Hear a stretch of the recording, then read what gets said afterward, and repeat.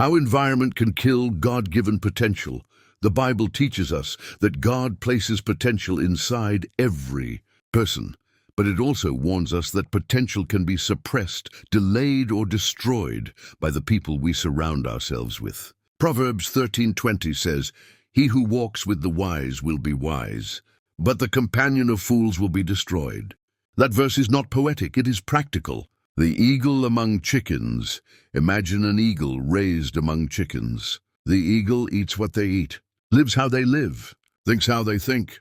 Though it was created to soar, it spends its life scratching the ground, not because it lacks wings, but because it lacks vision. This is what happens to believers who are called higher, but remain surrounded by people who think lower. Potential can be buried by familiarity. Jesus himself faced this reality. Mark 6:4-5 tells us that Jesus could not do many miracles in his hometown because of their unbelief. They said, "Is this not the carpenter?" They were too familiar with his past to believe in his calling. Even the Son of God experienced limitation, not in power, but in environment. Sometimes the people who know you best are the ones who believe in you least. Biblical examples. When company determines destiny, Lot and Abraham. Lot walked with Abraham and prospered. But when Lot chose the environment of Sodom, his spiritual vision collapsed. Yet Peter 2:7-8 says Lot was oppressed by the filthy conduct of the wicked. The land looked good, but the environment was toxic. Environment always shapes outcomes. Samson had supernatural strength, but weak associations. Judges 16 shows how Delilah didn't steal his strength.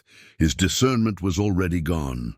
Wrong people don't always attack your calling directly. Sometimes they slowly wear it down. Peter was bold among believers, but weak among scoffers. Matthew 26:69-75 shows Peter denying Jesus, not among disciples, but by a fire with unbelievers. Same Peter, different environment, different outcome. Life example, the power of environment. You see this in real life. A student placed among achievers rises. An addict surrounded by addicts struggles to change. A believer constantly around compromise eventually normalizes sin. 1 Corinthians 15:33 warns us clearly, "Do not be deceived. Evil company corrupts good habits." Paul says, "Do not be deceived because many believers think they are immune. No one is." God calls us to fly higher. Isaiah 40:31 declares, "But those who wait on the Lord shall renew their strength. They shall mount up with wings like eagles."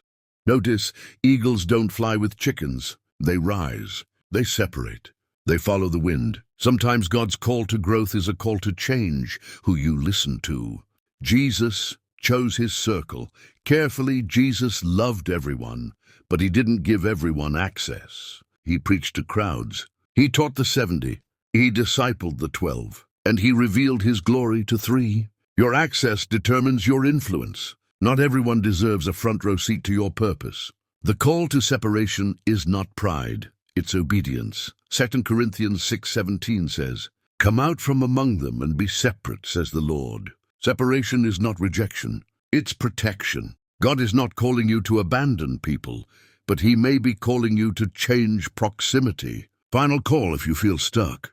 If your faith feels weak, if your vision has shrunk, ask yourself, am I living like a chicken because I'm surrounded by chickens, when God created me to soar with eagles? You cannot discover sky-level purpose while living ground-level relationships. God placed wings on you for a reason. It's time to rise.